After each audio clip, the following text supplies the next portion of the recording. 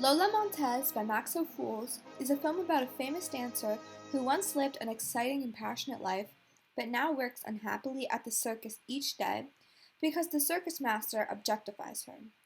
During the show, Lola has 6 flashbacks from when she was happier. The film is based around one romantic idea.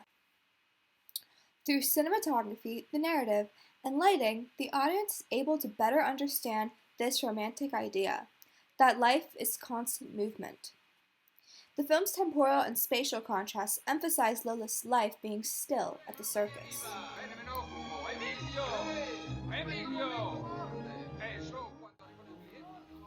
The timeless long take allows the characters to transcend their mise-en-scene. The characters are able to rise above their physical settings because the camera never stops. It feels like the film is happening in reality for the audience. It's more of a realistic perspective. His shots are always kinetic, but extremely meticulous and track any sudden movements a subject or object of focus will make. His mise-en-scene is the same as any other movie, but through his stable shots, he manipulates the way the mise-en-scene looks to the audience and gives it a look that is not staged. The set, the actors, and lighting and composition have a different look that is constantly moving, like life instead of a still shot that makes the audience aware they are watching a film. For example, in this memory, Lola is with the famous composer Franz Liszt, and as he walks, the camera will stop suddenly when he stops and continue to move as he moves throughout the room.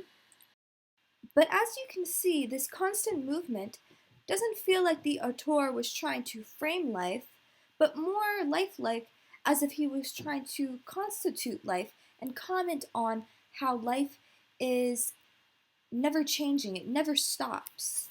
In this example, Lola is asleep, and it shows that life will only take moments to pause when we are not conscious of our surroundings and enjoying what we see. The fractured structure makes the audience culturally conscious of Lola's female existentialism. In the 6 flashbacks, Lola seems to be full of life and happy. Each time she is looking at a memory, she seems disinterested to her surroundings of the circus. In the memories, she is free and enjoys exposing herself to the public. When she becomes objected at the circus, she is obviously unhappy.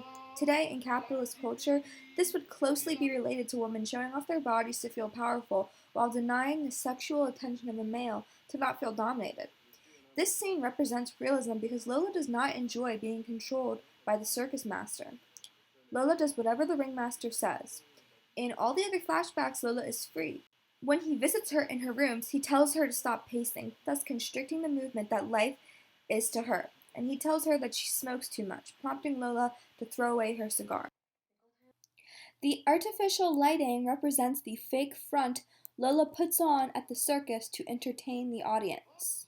Bright primaries, red, yellow, and blue in the circus scenes, and in the flashbacks, there are only neutral colors, white, brown, gray. The blue filter is used to make Lola look otherworldly. This shows the artificial state of her life. This high contrast, low-key lighting in the circus represents Lola's state. She feels sad, controlled, lonely. In the flashbacks, the high-key, high-exposure lighting represents her free spirit and her happiness.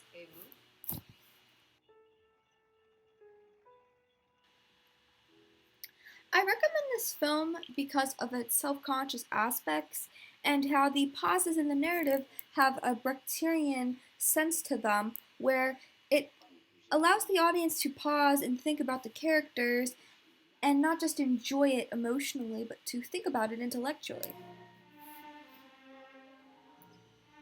This new age film, for its time in the 1950s, has been well known for its long takes, its lighting, and its structured fractured narrative, which beautifully all represent the film's major idea that life is consistent and it never stops, and our happiness depends on whether we are moving or staying still.